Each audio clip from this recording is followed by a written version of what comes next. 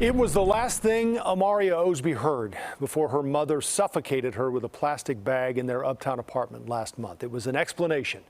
Police say that mother told her 8-year-old she was doing it because the little girl loved her father more.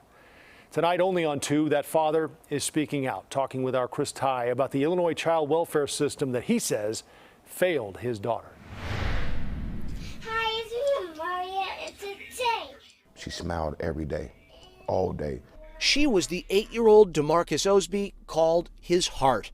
The father that tried, but says was repeatedly denied custody of the little girl, I love you. had a Disney cruise planned with her next month.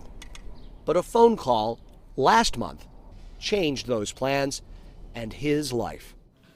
When I got that phone call from my brother, and he told me my daughter was dead. Murdered just after evening prayers in her bedroom at the uptown apartment she lived with her mom, Andrea Hagler. Hagler confessed to police that Amaria refused to drink some bleach she poured for her. So, high on PCP, she covered her head with a plastic bag as her daughter shouted, "Mommy, stop."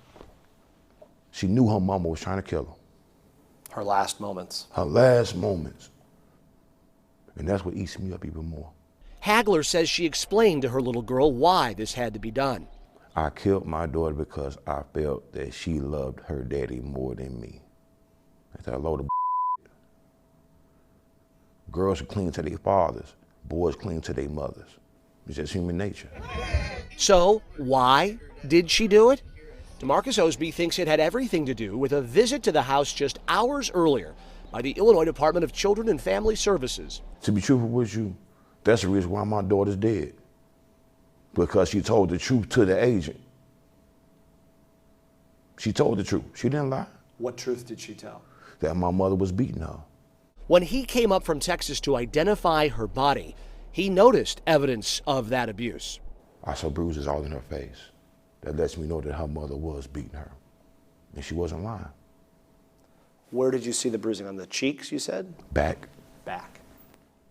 Her back.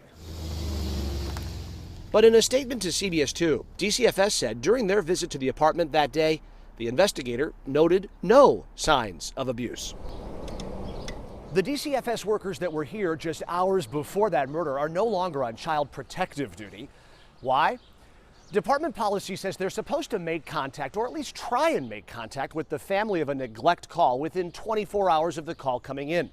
DeMarcus himself made that call back in March, and DCFS did not make contact with that mother and daughter for 60 days. And on 59 of them, they didn't even try.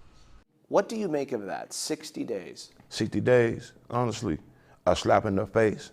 They could have got her. They could have got my daughter. They could have got my daughter and saved her life. We've asked DCFS for case notes on what they saw and what Amaria said that day, as well as what will happen to those employees.